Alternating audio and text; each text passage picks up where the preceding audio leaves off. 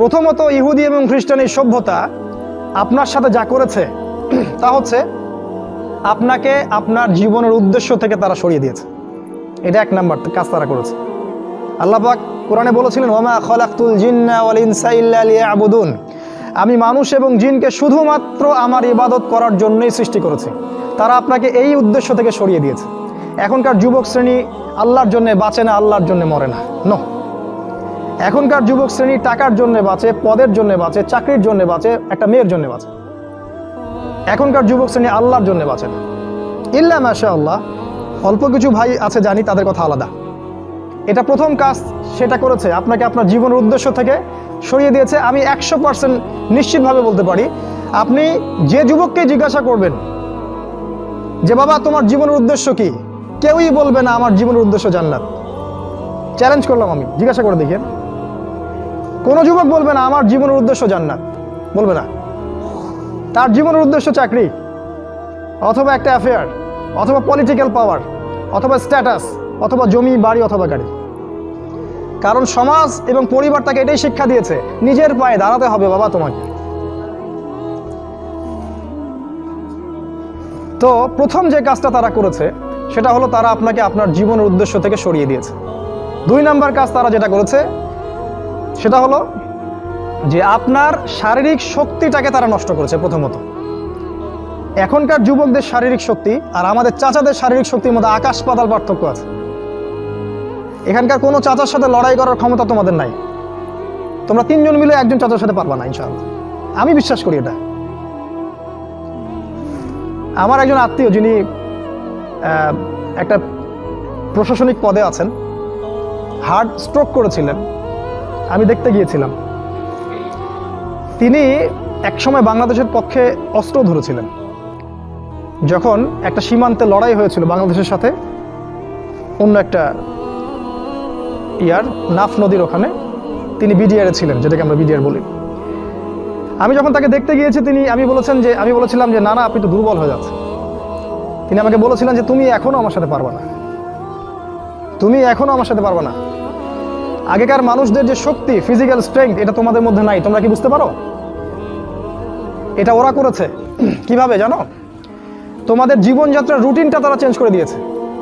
তোমরা এখন ঘুমাও 12টা, 1টা, 2টা, 3টায়, আর ওঠো ওই যে 10টা, 11টা, 12টায়। তোমরা আর রাসূলের সুন্নাহ অনুযায়ী চলো না। আমাদের চাচারা ঘুমাতেন 9টায়, ওই যে ভোর 4টায় উঠতেন, তাহাজ্জুদ পড়তেন, তারপরে নামাজ পড়তেন, মাঠে কাজ করতে যাইতেন। তাদের যে ফিজিক্যাল স্ট্রেংথ, এটা তোমাদের মধ্যে নাই। যদি আবারও মুক্তিযুদ্ধ হয়, তোমরা কিছুই করতে পারবে না দেশের জন্য। ওটা পেঁচার পরে লাভ নাই যে সোনার প্রজন্ম তৈরি করতেছে, এগুলো বোগাস কথাবার্তা। বিশ্বাস না হয় একটা মাঠে 10 পাক রাউন্ড দেওয়ান না সবাইকে, একটা মাঠে নিয়ে যান, 10 পাক দৌড়াতে লাগায় দেন, দেখেন কয়জন দৌড়াতে পারে। তোমাদের শারীরিক শক্তি ওরা নষ্ট করে দিয়েছে। এটা একটা, তোমাদের রুটিনটা ওরা চেঞ্জ করেছে। তোমাদের হাতে ধরিয়ে দিয়েছে smartphone, laptop, internet, Facebooking, YouTubing, সারা দিন সারা রাত ওই মোবাইলের পিছনেই বসে আছে। আমি শহরের ছেলে, তো আমি তো আরো ভালো জানি আপনাদের চাইতে। রাস্তায় হাঁটি, মাথা উপরে তুলে হাঁটে না, মাথা নিচের দিকে তুলেই হাঁটে। কার সাথে ধাক্কা লাগছে, কার সাথে কি হচ্ছে টেরই পায় না। শারীরিক শক্তি তোমাদের নষ্ট করেছে। আরেকটা কাজ তারা করেছে, আমরা যে খাবার খাই সেই প্রত্যেকটা খাবারের মধ্যে তারা এমন কিছু পয়জন ঢুকিয়ে দিয়েছে, যার মধ্য দিয়ে এমন জটিল জটিল রোগ ব্যাধির সৃষ্টি হচ্ছে, যেটা আগের 50-100 বছর আগে ছিল না। বিশ্বাস না হলে আপনি চেক করে দেখেন। এখন যত খাবার তোমরা খাও, বাইরের খাবার, ম্যানুফ্যাকচার্ড খাবার, এই প্রতিটা খাবার তোমাদের শরীরের জন্য ক্ষতিকর। যা খাচ্ছ বাইরের ম্যানুফ্যাকচার্ড, এই যে ড্রিঙ্কসগুলো খাচ্ছ, এই যে ফুডগুলো খাচ্ছ, ফাস্ট ফুড খাচ্ছ, এই যে হোটেলগুলোতে খাচ্ছ, হাইজেনিক কোনো খাবারই তোমরা খাচ্ছ। অথচ আমাদের এই চাচাদের দিকে তাকিয়ে দেখো, তারা সব দেশি জিনিসপত্র খেয়ে খেয়ে বড় হয়েছেন। ওই সময় ফ্রেশ বাতাস, ফ্রেশ খাবার, এখনও তারা স্ট্রং। আর তোমার এই 30 বছর বয়সে, আমার এই 30-25 বছর বয়সে আমরা ওটা করতে পারছি না। এটা এমনি এমনি হয়নি, এটা ওদের চক্রান্ত ছিল, যাতে করে মুসলিম উম্মার তরুণ প্রজন্মকে তারা ধ্বংস করতে পারে। মুসলিম উম্মার তরুণ প্রজন্ম সেই জাজবা রাখে না। 1 নাম্বার তোমাদের জীবনের উদ্দেশ্য থেকে সরিয়েছে, 2 নাম্বার তোমাদের খাবারের অভ্যাস চেঞ্জ করেছে, 3 নাম্বার তোমাদের এই শারীরিক সক্ষমতা নষ্ট করেছে, 4 নাম্বার তোমাদের শিক্ষা ব্যবস্থাকে সে ধ্বংস করেছে। কথাটা ভালো করে শোনো, তোমাদের শিক্ষা ব্যবস্থাকে তারা ধ্বংস করেছে। কিভাবে? তুমি 25 বছর এই সেকুলার লাইনে পড়াশোনা করবা, 25টা সূরা তুমি শিখতে পারবা না, ইম্পসিবল। তুমি 25 বছর এদিকে পড়াশোনা করেছো, কিন্তু 25টা হাদিস তোমার জানা নাই, 25 জন সাহাবীর নাম তুমি বলতে পারবে না, তুমি রাসূলুল্লাহ সাল্লাল্লাহু আলাইহি ওয়াসাল্লামের জীবনী কখনো পড়ে দেখো নাই, ছুঁয়েও দেখো নাই, তার স্ত্রীদের নাম তোমার জানা নাই, 10 জন জান্নাতি সুসংবাদপ্রাপ্ত সাহাবীর নাম তোমার জানা নাই, কিন্তু তুমি এদিকে science, arts, commerce, physics, chemistry, biology, হাবি জাবি সব পড়ে শেষ করেছো, ইসলামের বেসিক নলেজ তুমি অর্জন করো নাই। এটা ওদের চক্রান্ত ছিল, শিক্ষা ব্যবস্থা দিয়ে তোমাদেরকে ইসলাম থেকে সরিয়ে দেয়া, এবং তারা সেখানে 100% সফল। এগুলো নিয়ে কথা বলার সময় যেহেতু আমাদের নাই, আমরা যেহেতু আমাদের ওই যে হাত বাঁধা, আমিন টামিন এইসব নিয়ে আমরা যে মারামারি কাটাকাটির মধ্যে আছি, এটাই হচ্ছে আমাদের বড় জিহাদ আমাদের, তাই না? এই জায়গায় কাজ করা উচিত ছিল। পক্ষান্তরে যারা মাদ্রাসায় পড়ছি আমরা, অত্যন্ত দুঃখজনক যে মাদ্রাসায় পড়ার পরেও আমরা সাম্প্রদায়িক হয়ে যাচ্ছি কেন জানি। নিজের বুঝ, নিজের দল, নিজের মাযহাব, নিজের তরিকার বাইরে আমরা আর চিন্তা করতে পারছি না। ইসলাম যে একটা প্রশস্ত সাগর, এখানে যে কত কি আছে এটা আমাদের জানা হচ্ছে না। একই সাথে কোরআন সুন্নাহ হাতে থাকার পরেও আমরা বিশ্বকে চ্যালেঞ্জ করতে পারছি না। আল্লাহ পাক বলেছেন, কোরআন আমি তোমার উপর নাজিল করেছি তিবিয়ানান লিকুল্লি শাই, এটা প্রত্যেকটা বিষয়ের ব্যাখ্যা। কিন্তু কোরআন থেকে আমরা পৃথিবীর সবকিছু এখন ব্যাখ্যা করতে পারি না। কোরআন দিয়ে আমরা অর্থনীতি ব্যাখ্যা করতে পারি না, আমরা রাজনীতি ব্যাখ্যা করতে পারি না, আমরা শেষ জামানাকে ব্যাখ্যা করতে পারি না। কিন্তু কোরআন আমাদের হাতে আছে, ঘরে আছে। মাদ্রাসায় পড়ছি, কিন্তু মাদ্রাসায় পড়ে ইংরেজি জানছি না, আইসিটি জানছি না, বিশ্ব সম্পর্কে জানছি না, অর্থনীতি জানছি না, এমনকি ইসলামের ইতিহাসও জানছি না। তাহলে এখানেও কিছু সমস্যা থেকে গেছে। এটা দ্বিমুখী শিক্ষা ব্যবস্থা চলছে, এটার একমুখীকরণ প্রয়োজন ছিল, যেটা হয়নি বিগত 50, 60, 70 বছরে। আর আগামী তো অল্প সময় বাকি আছে, এখন এটার জন্য আর চেষ্টা করেও কোনো লাভ হবে আমার মনে হয় না। আল্লাহু আ'লাম বিসওয়াব।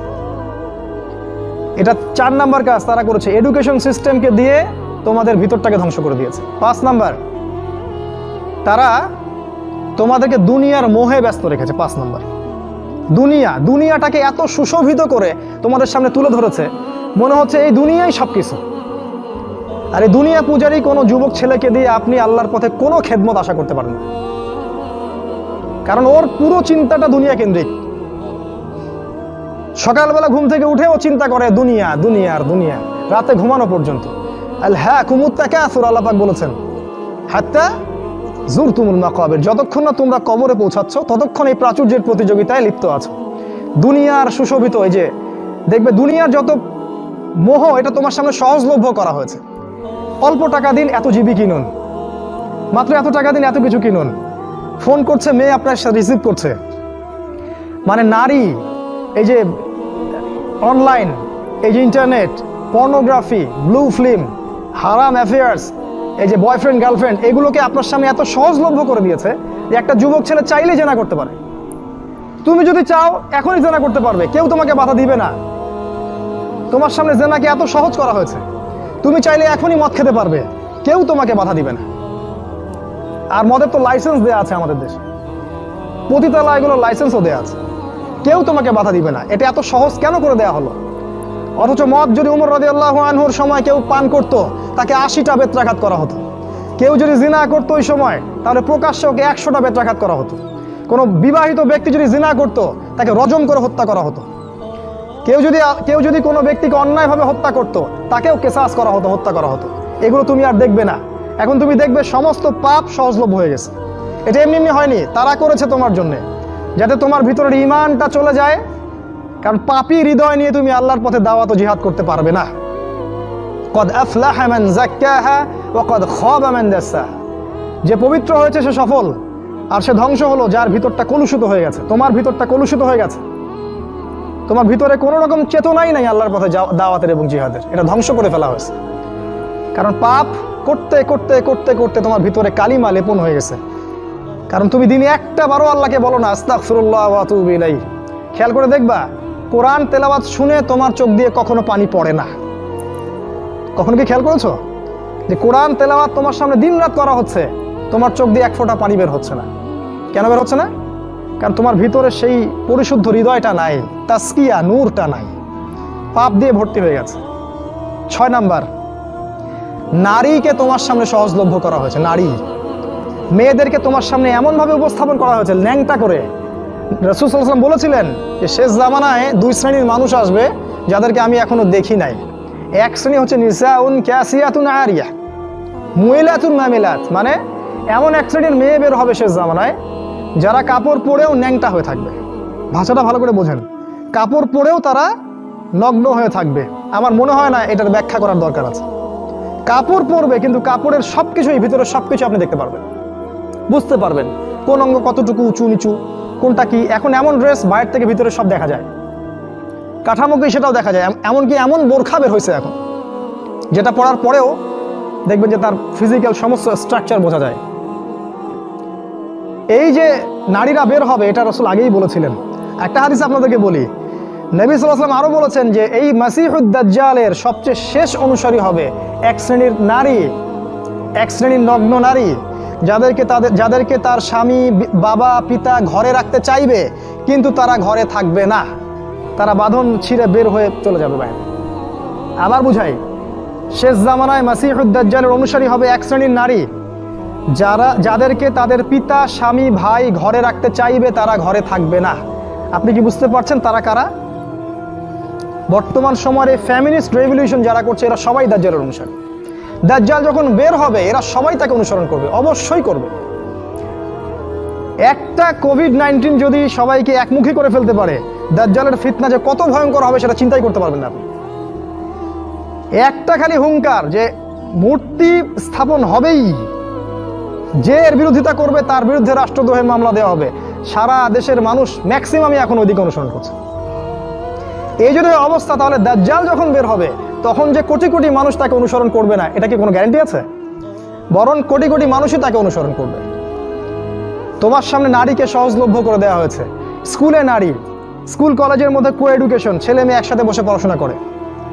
একটা মেয়ে এরকম নগ্ন পোশাক পরে আমার সামনে যদি বসে থাকে দিনে 5 ঘন্টা, কয়দিন আপনি জেনা থেকে দূরে থাকতে পারবেন বলেন তো? আজকে আপনি দেখা করবেন, কালকে নোট নিবেন, তারপরে দেখা সাক্ষাৎ হবে, কফি খাবেন, এক পর্যায়ে ঘুরতে যাবেন, ডেটে যাবেন, আস্তে আস্তে আস্তে আস্তে তার সাথে আপনি জেনায় লিপ্ত হয়ে যাবেন। এর জন্য কি শুধু ছেলেটা দায়ী? এর জন্য কি শুধু ছেলেটাই দায়ী? এই মেয়েটাও দায়ী, এই মেয়ের পরিবারও দায়ী, এই ছেলের পরিবারও দায়ী। আর সবচেয়ে বড় দায়ী হচ্ছে সে ব্যক্তি যে এই সিস্টেমটাকে লঞ্চ করেছে এই দেশের মধ্যে, যে সিস্টেমের মধ্যে পড়াশোনা করাচ্ছে, এরাই সবচেয়ে বড় দায়ী। সূরা নূরের একটা আয়াত আছে না, যে যারা মুমিনদের সমাজের মধ্যে এই অশ্লীলতা ছড়ায় তারা যেন সতর্ক হয়ে যায়, আল্লাহর পক্ষ থেকে ভয়ঙ্কর আযাব তাদের উপর আসবে। হাদিসে আসছে এমন এমন রোগ ব্যাধির উদ্ভব হবে যেটা আগে কখনো হয়নি। এই দেখেন কি হচ্ছে এখন, এমন এমন রোগ ব্যাধি আসবে অশ্লীলতার কারণে, বেহায়াপনার কারণে, যেটা আদৌ কখনো পৃথিবীতে আসে নাই। দেখেন সামনে কি হয়, আরো ভয়ঙ্কর প্রলয় আসবে ইনশাআল্লাহ, কেউ ঠেকাতে পারবে না। নবীর কথা এগুলো, বদলানোর কোনো সুযোগ নাই। তোমরা পড়াশোনা করবা, তোমাদের সামনে মেয়েদেরকে ছেড়ে দেওয়া হয়েছে, কলেজে যাবা তখন তো আরো অবস্থা খারাপ, ফ্রি মিক্সিং, যা ইচ্ছা তাই করতে পারবা তোমরা। আর সামনের দিনগুলোতে দেখবা লিভ টুগেদারকে জায়েজ করে দেওয়া হবে, এটাও হবে, এটাও দেখার বাকি থাকবে না। অন্য দেশগুলোর মতো দেখবা ছেলে মেয়ে একসাথে থাকতে পারবে, বিয়ের দরকার হবে না, এটাও হবে সামনে। মেয়েকে সহজলভ্য করে দেওয়া হবে, চাইলেই তুমি জেনা করতে পারবে। এগুলো এমনি এমনি হয়নি, ওরা প্ল্যান করে এটা করেছে যাতে তোমার ভিতরের ইমানি তেজটা নষ্ট হয়ে যায়। যার ইমানের তেজ থাকবে না ধ্বংস হয়ে যাবে সে। 7 নাম্বার, তোমার প্রতি তারা প্ল্যান করেছে আরেকটা এরকম, যে তোমাকে ইসলামের মধ্যে যখন তুমি ইসলাম ফলো করতে চাইবা, কোনোভাবে যদি তুমি ইসলাম ফলো করতে চাও, তখন দেখবা ইসলামের মধ্যে এসে 1000টা দলাদলি, 1000টা। তখন তুমি কনফিউজড হয়ে যাবা যে কোথায় যাব আর কোথায় হক পাবো। যারা ইসলামপন্থী তাদের মাঝেও তারা এমন একটা চক্রান্ত করে দিয়েছে যাতে মুসলিমরা মুসলিমদের সাথে সারা জীবন মারামারি কাটাকাটি করতে থাকে। বাস্তবতা দেখেন তাই হচ্ছে। এভাবে তারা তোমাকে ওদের গোলাম বানানোর প্ল্যান করেছে। 8 নাম্বার, রিজিক, তোমাকে সারাদিন রিজিকের টেনশন দিয়ে রেখেছে ওরা। রিজিক নিয়ে প্রতিটা যুবক টেনশন আর টেনশন, কি করব, কি খাবো আর কি পরবো, কি কবে চাকরি পাবো আর কি ব্যবসা করবো, সারাদিন রিজিকের টেনশন। এই যে দারিদ্রতার ভয় আর রিজিকের ভয় দিয়ে তারা তোমাকে আল্লাহর পথ থেকে সরিয়ে দিয়েছে। 9 নাম্বার, একটু শর্ট করে বলছি, অনেক ডিটেলস সময় লাগবে বেশি বললে। 9 নাম্বার হচ্ছে যে তারা যেটা প্ল্যান করেছে যে তোমার রিজিকের মধ্যে তারা হারাম ঢুকিয়ে দিয়েছে। হারাম, তুমি যে সেক্টরেই যাবা রিজিকের সন্ধানে, সেখানে গিয়ে দেখবা হারাম সেখানে যুক্ত হয়ে আছে। হয় ঘুষ থাকবে, না হলে সুদ থাকবে, না হলে প্রতারণা থাকবে, অথবা অন্য কোনো এমন কিছু থাকবে যার মধ্য দিয়ে তোমাকে রিজিক অন্বেষণ করতে হবে। চাকরিগুলোর দিকে তাকান, এখন দেখেন কি অবস্থা। ঘুষ ছাড়া আপনি চাকরি পাবেন? এটাও বিশ্বাস করতে বলেন আমাকে। আমি তো পাইলাম না ফার্স্ট ক্লাস রেজাল্ট নিয়ে। ব্যবসা করতে যাবেন, সেখানেও দেখবেন এমন এমন সিস্টেম করে দিয়েছে, আপনি চাইলেও অনেক সময় হালাল ব্যবসা করতে পারবেন না। একটা হালাল পণ্যের ব্যবসা করবেন, সেখানেও হারাম তারা ঢুকিয়ে দিয়েছে। এগুলো এমনি এমনি হয়নি। আর 10 নম্বর একটা হচ্ছে যে ইসলামিক মানে জীবনের প্রতিটা ক্ষেত্রে বলতে বোঝাচ্ছি আপনার ব্যক্তি জীবন, আপনার সামাজিক জীবন, আপনার পরিবার, আপনার এই যে রাষ্ট্র, বিশ্ব, ইসলামের প্রতিটা ক্ষেত্রে যে একজন ব্যক্তি হবে আপনার আদর্শ, তিনি হচ্ছেন কে? মুহাম্মদ রাসূলুল্লাহ সাল্লাল্লাহু আলাইহি ওয়াসাল্লাম। এটা কার কথা? আমাদের কথা না আল্লাহর কথা? লাকাদ কানা লাকুম ফি রাসূলিল্লাহি উসওয়াতুন হাসানা। ওই উসওয়াতুন হাসানা যাকে আপনার উচিত ছিল ব্যক্তি, পরিবার, সমাজ, রাষ্ট্র সমস্ত জীবনে বাস্তবায়ন করার, এই উসওয়াতুল হাসানা তারা সরিয়ে দিয়েছে, তাই নাই? এখন আপনার উসওয়াতুল হাসানা কার্ল মার্কস অথবা লেনিন অথবা স্টেলিন অথবা আব্রাহাম লিঙ্কন অথবা অমুক তমুক দার্শনিক, কেউ না কেউ। আপনি মুহাম্মদ সাল্লাল্লাহু আলাইহি ওয়াসাল্লামকে আর জীবনের সব ক্ষেত্রে নেতা হিসেবে গ্রহণ করতে চান না। কথা কি মিথ্যা বলেছি? আপনি হয়তো ইবাদত করছেন তার পদ্ধতিতে, তা আপনি অর্থনৈতিক জীবনে গিয়ে তার হেদায়েত মানছেন না। আপনি সামাজিক ক্ষেত্রে গিয়ে রাসূলের আদর্শ মানছেন না। বিশ্ব রাজনীতি করতে আপনি রাসূলের আদর্শের মোটেই পরোয়া করছেন না, ওটা জাদুঘরে। এই বিষয়গুলোতে আমরাই ভালো বুঝি। অপেক্ষা করতে থাকেন। জাস্ট আমার তো কিছু করার নাই, আমাদের তো কিছু বলারও নাই, আমরা তো মাজলুম এবং দুর্বল। আমরা শুধু এতটুকু বলবো, আপনি just wait until you reach your grave. আপনি যতক্ষণ পর্যন্ত আপনার কবরে পৌঁছান নাই, ওই পর্যন্ত অপেক্ষা করতে থাকেন। তারপরে দেখেন আপনার সাথে কি হয়। যখন ফেরেশতারা কলার ধরে তুলে প্রশ্ন করবে, মান হাযা রাজুল বুইসা ফীকুম, এই ব্যক্তি কে ছিল যাকে তোমাদের কাছে রাসূল করে পাঠানো হয়েছিল, তখন এরা কোশ্চিন কালেও বলতে পারবে না যে ইনি হচ্ছেন রাসূলুল্লাহ সাল্লাল্লাহু আলাইহি ওয়াসাল্লাম। বলে মা আদরি, আমি জানি না, লা আদরি, আমি জানি না। মানুষ কিছু বলতো, আমি শুনতাম। খুবই ভয়ঙ্কর জায়গা। একজন সাহাবীর নাম বলি, সাদ বিন মুয়াজ রাদিয়াল্লাহু আনহু। নাম শুনেছেন? তোমরা তো শোনো নাই মনে হয়। সাদ বিন মুয়াজ এত ভালোবাসতেন নবী তাকে, তার মৃত্যুতে রাসূল সাল্লাল্লাহু আলাইহি ওয়াসাল্লাম এত কষ্ট পেয়েছিলেন। সাদ বিন মুয়াজ আনসার সাহাবী ছিলেন। তার একার দাওয়াতে প্রচেষ্টায় মদিনায় বহু মানুষ ইসলাম কবুল করেছিল। এই মানুষ খন্দকের যুদ্ধে তার গায়ে একটা তীর লাগে, প্রচুর রক্ত প্রবাহ হয় এবং তিনি মারা যান, শহীদ হয়ে যান। এই সাদ বিন মুয়াজের জানাজায় 70,000 ফেরেশতা অংশ নিয়েছিল এবং আল্লাহ রাব্বুল আলামিনের আরশ এই বান্দার মৃত্যুতে কেঁপে উঠেছিল। আপনাকে বলতে চাচ্ছি, এই সাদ বিন মুয়াজ রাদিয়াল্লাহু আনহুর কবরেও চাপা দেয়া হয়েছে, দুদিক থেকে চাপা দেয়া হয়েছে। তিনি বলেছেন, রাসূল সাল্লাল্লাহু আলাইহি ওয়াসাল্লাম, যদি কোনো ব্যক্তির কবরে আযাব না হতো তাহলে সাদ বিন মুয়াজের কবরে আযাব হতো না। তার কবরেও প্রশ্ন হয়েছে এবং চাপ দেওয়া হয়েছে। কবরের জীবন কেমন করে আপনাকে বুঝাবো? কিভাবে বুঝাবো আমরা? আমাদের বুঝানোর কোনো ক্ষমতাই নাই। আজকে আপনি রাসূলের আদর্শকে পরোয়া করছেন না। কাল যখন আপনাকে রেখে আসা হবে ওই যে বিসমিল্লাহি আলা মিল্লাতি রাসূলিল্লাহ বলে, তখন বুঝবেন যে রাসূলের মিল্লাত কাকে বলে। আল্লাহ পাক আমাদেরকে উসওয়াতুল হাসানা নির্ধারণ করার তৌফিক দান করুন। উসওয়াতুল হাসানা হবে একজন ব্যক্তি, দ্বিতীয় কোনো ব্যক্তি না। তিনি হচ্ছেন আমাদের প্রিয় নবী মুহাম্মদুর রাসূলুল্লাহ সাল্লাল্লাহু আলাইহি ওয়াসাল্লাম। হ্যাঁ, এটা ঠিক যদি কোনো ব্যক্তির কথা রাসূলের কথার সাথে মিলে যায়, সে যেই হোক না কেন, তার কথা মানতে আমরা প্রস্তুত ইনশাআল্লাহ। বরং ওই কথা মানাই আমাদের জন্য ফরজ। আর পৃথিবীর যে ব্যক্তি হোক না কেন, সে যত বড় নেতা হোক না কেন, যেই হোক না কেন, কারো কথা যদি নবীর কথার সাথে না মেলে, তাহলে সেই কথা মানতে আমরা মোটেও বাধ্য নই, বরং সেটাকে না মানাই হচ্ছে আপনার ঈমানের দাবি। এই 10টা কাজ তারা করেছে, এছাড়া আরও কিছু কাজ করেছে, আজকে আমি অত বলার সময় পাচ্ছি না। এখন আপনার প্রতি নাসিহা হচ্ছে যে যদি আপনি চান যে আপনার যৌবনকালটাকে আপনি আল্লাহর পথে ব্যয় করবেন, দুনিয়াতেও সুখী হবেন, পরকালেও সুখী হবেন, তাহলে আপনার জন্য একটা হাদিস আমি পেশ করছি। নবী সাল্লাল্লাহু আলাইহি ওয়াসাল্লাম বলেছেন, কিয়ামতের মাঠে 7 শ্রেণীর মানুষকে আল্লাহ পাক আরশের ছায়া দিবেন।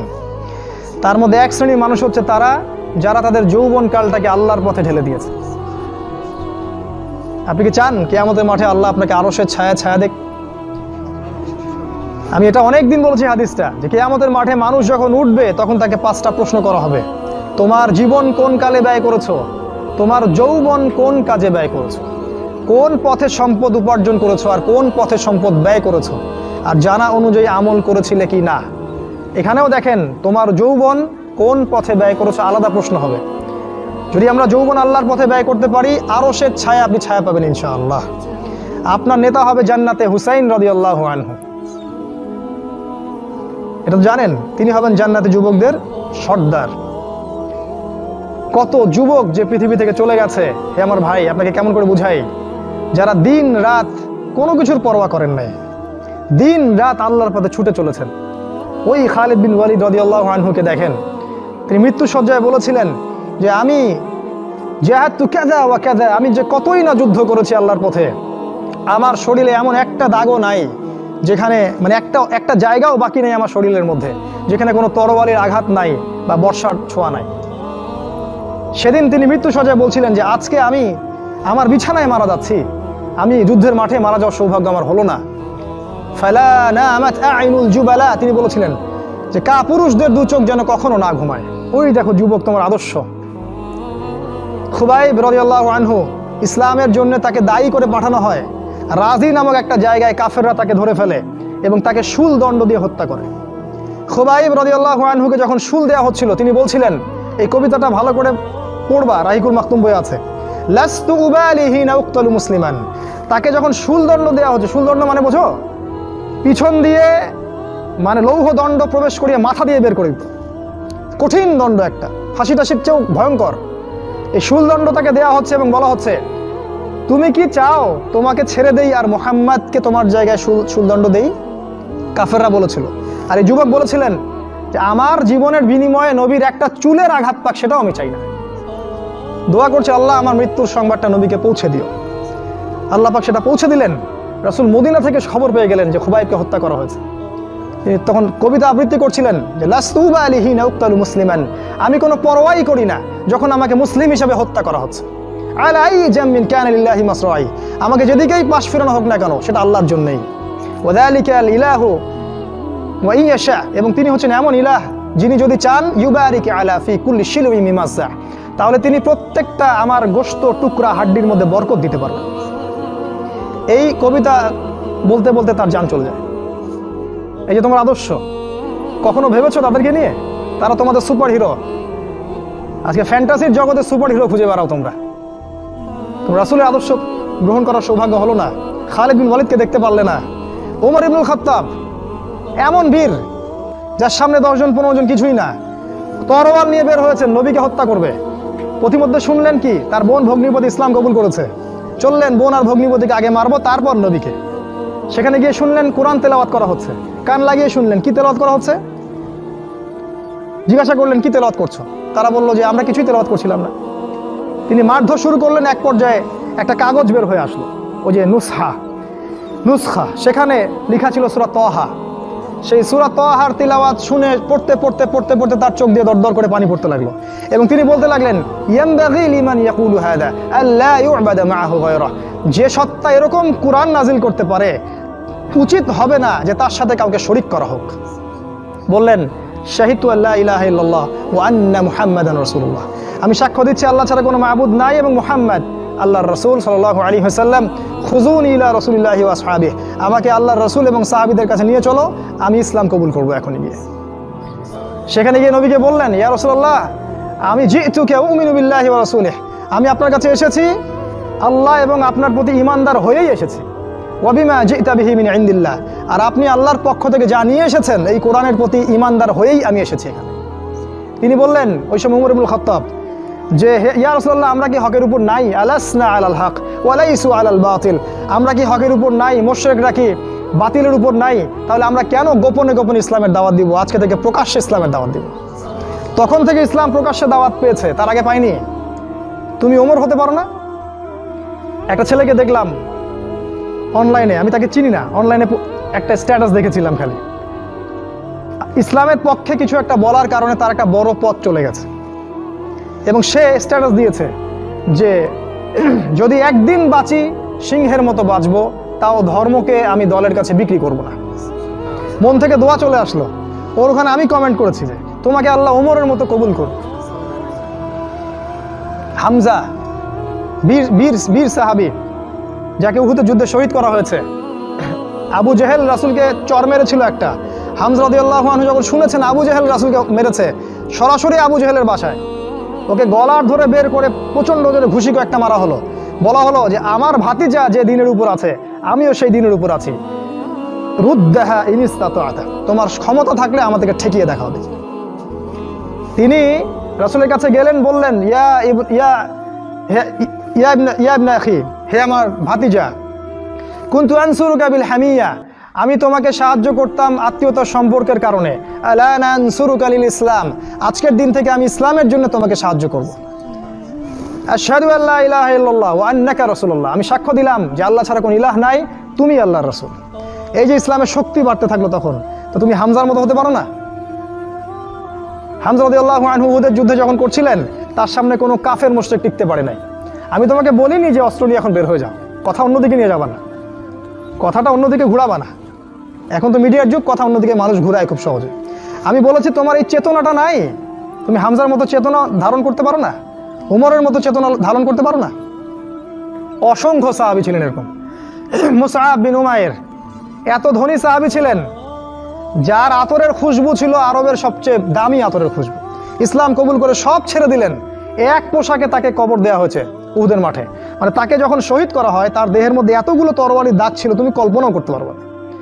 এই সাহাবীকে রাসূল সাল্লাল্লাহু আলাইহি ওয়াসাল্লাম যখন দাফন করলেন, তাকে দাফন করার জন্য কোনো কাফন পাওয়া যাচ্ছিল না, ঘাস দিয়ে তাকে দাফন করা হয়েছে। এই হলো মুসআব বিন উমাইর রাদিয়াল্লাহু আনহু। কত সাহাবী চলে গেছেন এমন দুনিয়া থেকে, কত বীর যোদ্ধা চলে গেলেন পৃথিবী থেকে, কিন্তু আজ পর্যন্ত তোমাদের এই আদর্শগুলো তোমরা অর্জন করতে পারলে না। তোমরা এখনো সেই পশ্চিমা সভ্যতার গোলক ধাঁধায় পড়ে আছো।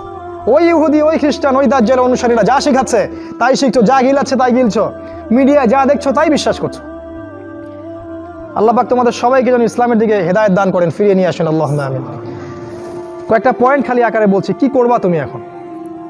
এক নাম্বার, তুমি তোমার জীবনের উদ্দেশ্যটাকে ফিক্স করো। ঠান্ডা মাথায় আজকে রাতের বেলা চিন্তা করবা যে আল্লাহ পাক তোমাকে কি জন্য দুনিয়ায় পাঠিয়েছেন। একটু চিন্তা করবা, 1 মিনিট একটু চিন্তা করবা যে তুমি পৃথিবীতে নাই, তুমি মারা গেছো। চিন্তা করবা তুমি মারা গেছো। এরপর চিন্তা করবা তুমি যে মারা গেছো, পৃথিবীর কারো কোনো সমস্যা হচ্ছে কিনা। তুমি যে মারা গেছো, পৃথিবী কি থেমে আছে? তোমার পরিবার থেমে থাকবে? তোমার শিক্ষা, তোমার বন্ধু বান্ধব, তোমার আত্মীয়স্বজন কেউ থেমে থাকবে? কেউ থেমে থাকবে না। তুমি পৃথিবীতে থাকো বা না থাকো, কারো কিছু আসে যাবে না। আল্লাহ পাক তোমাকে যে পৃথিবীতে রেখেছেন, একটা সুযোগ খালি দিয়েছেন, যাতে তুমি আল্লাহর দ্বীনের জন্য কিছু করতে পারো। এটাই আল্লাহ তোমার কাছে চান, আর কিচ্ছু চান না। আর কিচ্ছু আল্লাহ তোমার কাছে চান না। আল্লাহ চান তুমি একজন ভালো মানুষ হও, ভালো মুসলিম হও, এবং দ্বীনের জন্য কিছু খেদমত করে পৃথিবী থেকে বিদায় নাও। এই দিন তুমি ছাড়াও বিজয়ী হবে ইনশাআল্লাহ। তুমি থাকো বা না থাকো, এই দিন কিন্তু বিজয়ী হবেই। হয় তোমাকে নিয়ে হবে, অথবা তোমাকে ছাড়াই হবে। জীবনের উদ্দেশ্য ফিক্স করো। জীবনের উদ্দেশ্য একটাই, জান্নাত। জান্নাত পাওয়ার জন্য যা করা দরকার তাই করতে হবে। কোরআন হাদিস মেনে চলা থেকে শুরু করে আমল করা, আদব আখলাক সব কিছু এর মধ্যে চলে আসবে ইনশাআল্লাহ। আল্লাহ পাক তোমাকে পথ দেখাবেন। আগে তুমি জীবনের উদ্দেশ্য ফিক্স করো। একটা কথা বলি, সবাই তোমাদেরকে বলবে জীবনে সফল হতে হবে। অনেক কথা আমি বলছি আমার ব্যক্তিগত অভিজ্ঞতা থেকেই বলছি। আল্লাহ পাক আলহামদুলিল্লাহ, ফার্স্ট সেকেন্ড ছাড়া রেজাল্ট আমাদের হতো না। যখন থেকে আমরা বুঝতে পেরেছি যে ট্র্যাকে আমরা যাচ্ছি সে ট্র্যাকটা ভুল, এই বুঝটা যখন থেকে আসছে আমাদের মধ্যে, আমরা চেষ্টা করছি অন্যদেরকে আমাদের শিক্ষা দিয়ে সচেতন করার জন্য। আমরাও ভুল করেছি, ভুলের উপর ভুল করেছি। আল্লাহ পাক যেন মাফ করেন, আল্লাহুম্মা আমিন। সাফল্যের সংজ্ঞা শেখানো হতো আমাদেরকে পরিবার থেকে। সফল হতে হবে বাবা, নিজের পায়ে দাঁড়াতে হবে, বাবাকে দেখতে হবে, মাকে দেখতে হবে, অমুক তমুক ইত্যাদি ইত্যাদি। বিয়ে করবি কি নিয়ে, তোর তো কিছুই নাই, বলে নাই কথাগুলো আপনাদেরকে। চাকরি বাকরি করতে হবে, প্রতিষ্ঠিত হতে হবে। শোনো, সাফল্যের একটা সংজ্ঞা দিয়েছেন আল্লাহ কোরআনে, একটাই সংজ্ঞা, সূরা আল ইমরানের মধ্যে আছে। আজকে আমি সব ডিটেলস বলার সময় পাচ্ছি না। সূরা আল ইমরানের মধ্যে আছে, কুল্লু নাফসিন যায়িকাতুল মাউত, প্রত্যেকটা নফস মারা যাবে এবং কিয়ামতের মাঠে তাদের পুরোপুরি প্রতিদান তাদেরকে দেয়া হবে। এখানে আল্লাহ সাফল্যের সংজ্ঞা দিয়েছেন, ফামান যুহজিহা আনিন নার ওয়া উদখিলাল জান্নাহ ফাকাদ ফাজ। ওই দিন কিয়ামতের মাঠে যাকে জাহান্নাম থেকে বাঁচানো হবে আর জান্নাতে প্রবেশ করানো হবে, ফাকাদ ফাজা, এই ব্যক্তি হচ্ছে সফল। সাফল্যের সংজ্ঞা কোথায় পাইলেন? যদি আমরা জাহান্নাম থেকে বাঁচতে পারি প্রত্যেক ব্যক্তি এবং জান্নাতে যেতে পারি, সেই সফল। এছাড়া কেউই সফল না, এই পৃথিবীর কেউই সফল না, কেউ না। সে যত বড় রাষ্ট্রনেতা হোক, পণ্ডিত হোক, বিজ্ঞ হোক, পণ্ডিত কে হয় হোক, যার দাপটে সারা বিশ্ব কাঁপে, এও সফল না যদি না সে জান্নাতে যেতে পারে। কিন্তু একজন এই ভ্যান চালক, এক রিক্সা চালক, এক আমার ওই গরিব চাচা, ওই কৃষক, সে যদি হিসাব দিয়ে জান্নাতে যেতে পারে, সে সফল। তিনি সফল, তিনি আল্লাহর কাছে পছন্দের বান্দা। অতএব জীবনের উদ্দেশ্যটাকে ঠিক করে ফেলো, এটা প্রথম কাজ। দ্বিতীয় কাজ, তোমাকে জ্ঞান অর্জন করতে হবে। দ্বিতীয় কাজ, কিসের জ্ঞান অর্জন করবে? যে জ্ঞান তোমাকে আল্লাহর দিকে নিয়ে আসবে, সেই জ্ঞান অর্জন করতে হবে। কোন কোন সাবজেক্ট পড়তে হবে তোমাকে প্রথমত কোরআন পড়তে হবে, তেলাওয়াত করা শিখবে, অর্থ জানবে, আরবি ভাষা শেখার চেষ্টা করো, কোরআনের আদেশ মানো, নিষেধগুলো ছেড়ে দাও, এবং কোরআনের দাওয়াত মানুষের কাছে পৌঁছে দাও।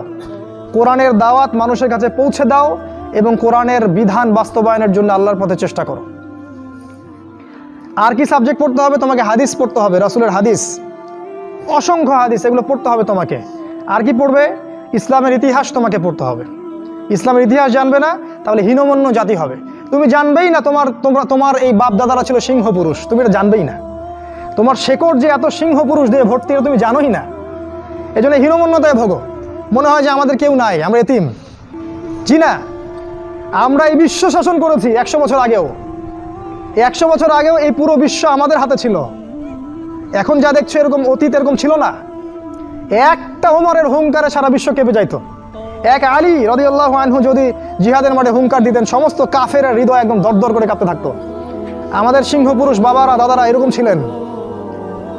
আমরা এত হীনমন্য জাতি ছিলাম না। আজকে আমরা আমাদের পরিচয় ভুলে গেছি। ইতিহাস পড়তে হবে তোমাকে। আর কি পড়তে হবে? ইসলামের অর্থনীতি পড়বে। অর্থনীতি জানো না, তুমি হালাল হারাম বুঝতে পারবে না। ওরা তোমার সাথে প্রতারণা করে এমন হারাম ঢুকিয়ে দিবে, তুমি বুঝতেই পারবে না এটা হারাম ছিল। ইকোনমিক্স পড়তে হবে, খুব ইম্পর্টেন্ট সাবজেক্ট এই জামানার জন্য। আর কি পড়তে? পলিটিক্যাল সায়েন্স, এই বিশ্ব রাজনীতি সম্পর্কে পড়াশোনা করবে, এটা গুরুত্বপূর্ণ সাবজেক্ট। এছাড়া জেনারেল লাইনে যে পড়াশোনাগুলো করছো এগুলো ভালো, আমি এগুলো পড়তে নিষেধ করিনি। আমি বলেছি এগুলোর শিকড়টা হবে ইসলামিক। তুমি ডাক্তার হও আর ইঞ্জিনিয়ার হও আর কি হও, এটাতে আমাদের কোনো আপত্তি নাই। শিকড়টা হতে হবে ইসলামিক, কোরআন এবং সুন্নাহ ভিত্তিক। আর একটা সাবজেক্ট পড়বে ফিকহ। ফিকহ যদি না পড়ো তাহলে কি হবে জানো? তাহলে নফল মোস্তাহাব আমলগুলো নিয়ে মারামারি কাটাকাটি করে ফরজ ঐক্য নষ্ট করে ফেলবা। এখনকার দেখো না যে অল্প কিছু পড়াশোনা করে, 2 পাতা পড়াশোনা করে দায়ী হয়ে গেছে একেবারে। কোরআনটা ঠিক মতো পড়তে পারে না, রিডিং ঠিক মতো পড়তে পারে না, বড় বড় ফতোয়া দিয়ে বেড়াচ্ছে, ওইটা হালাল আর ওইটা হারাম, ওইটা অমুকের এই নাই অমুকের সেই নাই। হচ্ছে না এটা ফিকহ না জানার কারণে হচ্ছে। ফিকহের বুঝ কঠিন বুঝ, গভীর বুঝ। এই জন্য ইমাম আবু হানিফা থেকে শুরু করে যত ফকিহ ছিলেন সবাইকে ভক্তি শ্রদ্ধা সম্মান করতে শিখো। ফিকহটা অনেক কঠিন একটা জিনিস। আমরা তো এখানে সমালোচনা বেশি করতে চাই, এটা ঠিক না। এই ফিকহের জ্ঞান না থাকলে তুমি কোনটা ফরজ, কোনটাকে বেশি গুরুত্ব দেওয়া লাগবে, কোনটা নফল, কোনটাকে মুস্তাহাব, কোনটা ওয়াজিব পর্যায়ের, কোনটা সুন্নতে মুআক্কাদা, কোনটা কি, সব বুঝতে পারবে না। আর না বুঝতে পারলে তুমি কি করবা? যে বিষয়ে ছাড় দেয়া যেত সেটাকে ছাড় না দিয়ে তুমি বড় বড় জিনিসগুলোকে ভেঙে ফেলবা।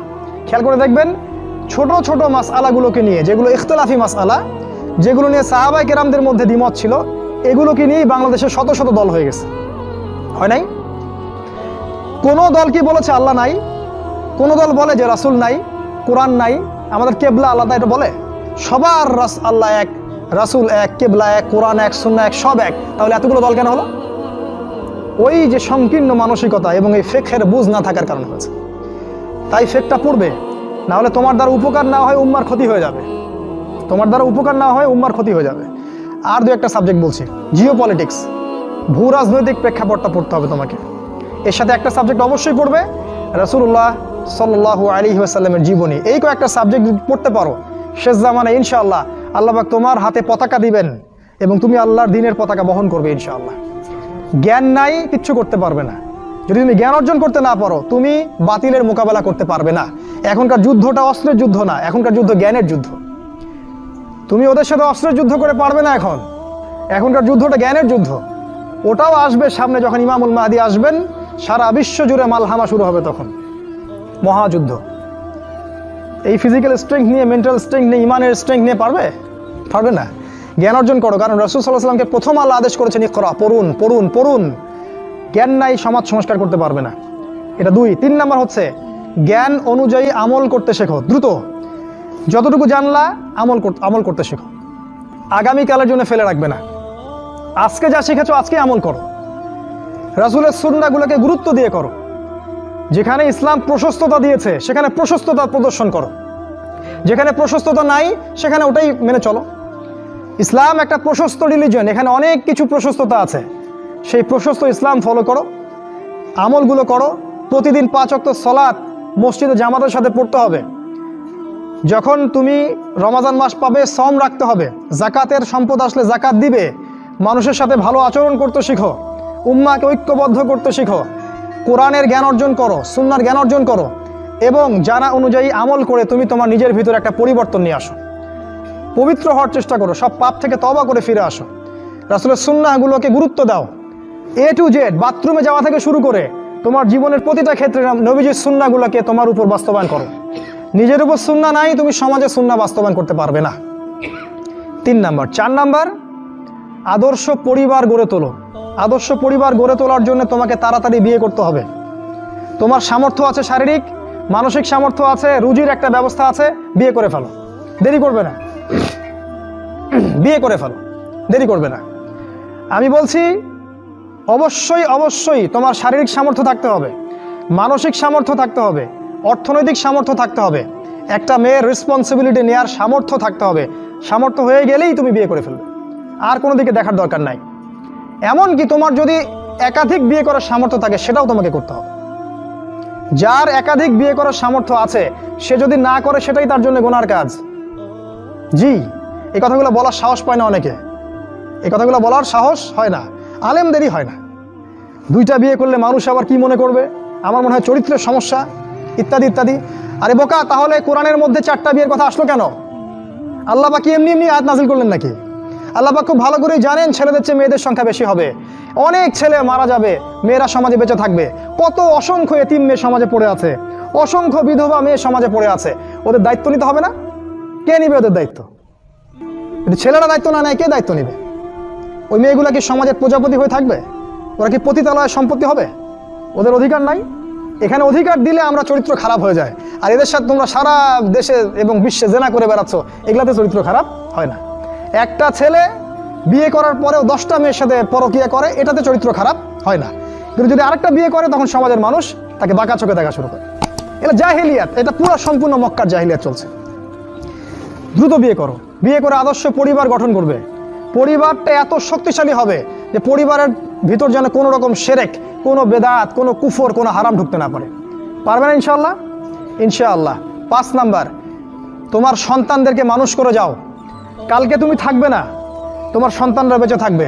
এক একটা সন্তান, এই যে বাচ্চাগুলোকে এমনভাবে বড় করতে হবে যাতে এরা আগামী দিনের ওমর হয়, আগামী দিনের হামজা হয়, আগামী দিনের খালিদ বিন ওয়ালিদ রাদিয়াল্লাহু আনহু হতে পারে ইনশাআল্লাহ।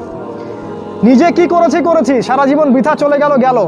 নিজের সাথে যা হয়েছে হয়েছে, বাচ্চাদের সাথে আর রিস্ক নেবেন না। বাচ্চাদেরকে ধ্বংস করবেন না আল্লাহর ওয়াস্তে। ওদেরকে আল্লাহর পথে দিয়ে দিন, দিন শেখান, কোরআন শেখান, হাদিস শেখান, ডিনামাইট করে গড়ে তোলেন। 6। 7 নাম্বার, হালাল রিজিক অন্বেষণ করো তোমরা। রিজিকটা যত ছোট পেশা হোক না কেন, যদি হালাল হয় অবশ্যই সেটাই উত্তম। আর যত বড় পেশা হোক না কেন, যদি হারাম হয় সেটা তোমার জন্য জাহান্নামে যাওয়ার কারণ হবে। অনেক বড় পদ আছে কিন্তু সেখানে ঘুষ আছে, সুদ আছে, প্রতারণা আছে, সেখানে যাবে না। আল্লাহর ওয়াস্তে সেখান থেকে দূরে থাকো। আর তুমি যদি কৃষক হয়ে থাকো, তোমার রুজির মধ্যে হালাল থাকে, তুমি কৃষিকাজ করেই সংসার চালাও, কোনো সমস্যা নেই ভাই, কোনো সমস্যা নাই। লজ্জার কিছু নাই, অপমানের কিছু নাই। তুমি আল্লাহর কাছে প্রিয় বান্দা। আল্লাহ পাক বলেছেন ইন্নাল্লাহা তাইয়্যিব লা ইয়াকবালু ইল্লা তাইয়্যিব। আল্লাহ পাক পবিত্র, পবিত্র রিজিক ছাড়া তিনি গ্রহণ করেন না। সারা জীবনের ইবাদত কবুল হবে না যদি আপনার রিজিকের মধ্যে হারাম থাকে। কিচ্ছু করার নাই, নবীর কথা পাল্টাতে পারবেন না। সারা জীবন সুদ ঘুষ খেয়ে বছর বছর হজ উমরা করবেন আর হাজি সাহেব লকব লাগাবেন, ওইসব করে লাভ নাই আল্লাহর কাছে, কোনো লাভ নাই। ওইরকম হজ আবু জেহেলও করতো, আবু জেহেল হজ করতো এরকম। ওইসব হজমরা আল্লাহ পাকের কাছে দেখায় লাভ নাই। রিজিক হতে হবে পিওর, পরিশুদ্ধ, যেটা খুব ডিফিকাল্ট। এই জন্য আপনাকে নাসিহা করছি, কৃষিভিত্তিক অর্থনীতির দিকে চলে আসেন। কৃষিভিত্তিক অর্থনীতি, এটা আপনার জন্য ভালো হবে ইনশাআল্লাহ। আর ব্যবসা ভিত্তিক, কটা বললাম? 7, 8, আর 2-3টা বলে শেষ করছি। 8 নাম্বার হচ্ছে শারীরিকভাবে শক্তিশালী থাকতে হবে। এর জন্য আপনাকে নিয়মিত ব্যায়াম করতে হবে। নিয়মিত ফিজিক্যাল এক্সারসাইজ বলেন, জিম বলেন, অন্য যে বিষয়গুলো আছে এগুলো আপনাকে করতে হবে।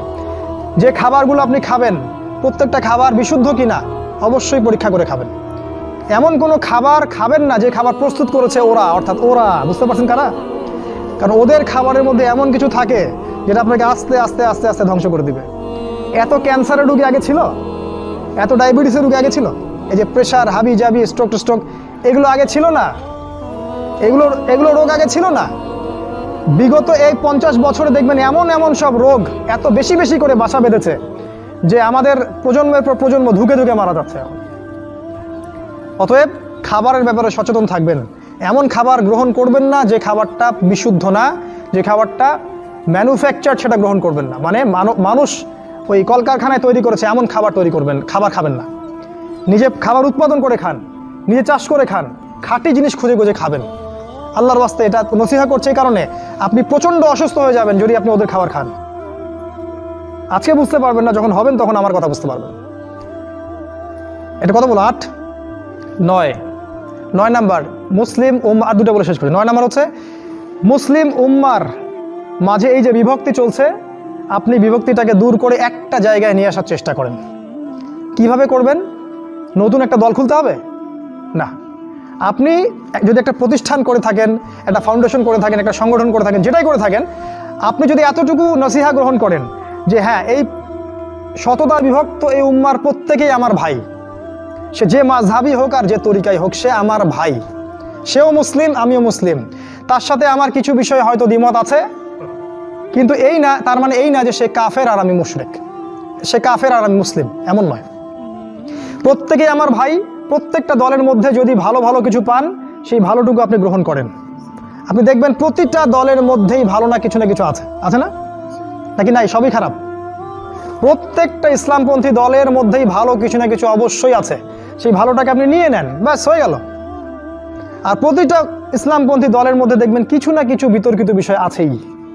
নাকি সব 100% পারফেক্ট? আছেই। ওগুলোকে আপনি ছেড়ে দেন, দিয়ে আপনি সবাইকে নিয়ে বসার চেষ্টা করেন। যেটাই করবেন সবাইকে নিয়ে করার চেষ্টা করেন। হ্যাঁ, এখানে মতবিরোধপূর্ণ যে মাসআলাগুলো আছে, এখানে আপনি উদারতা প্রদর্শন করুন।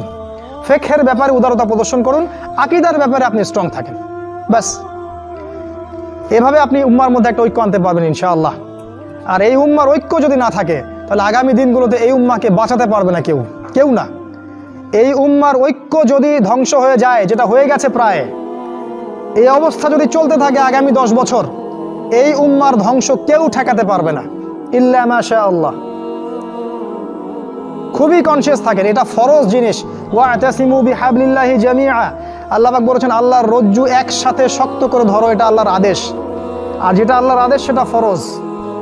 আপনার জোরে আমিন বলা ফরজ নয়, পায়ে পা লাগানো ফরজ নয়, রফুল ইয়াদাইন করা ফরজ নয়, আপনারা যে আরো জিকিরের তরিকাগুলো বের করেছেন এগুলো ফরজ নয়।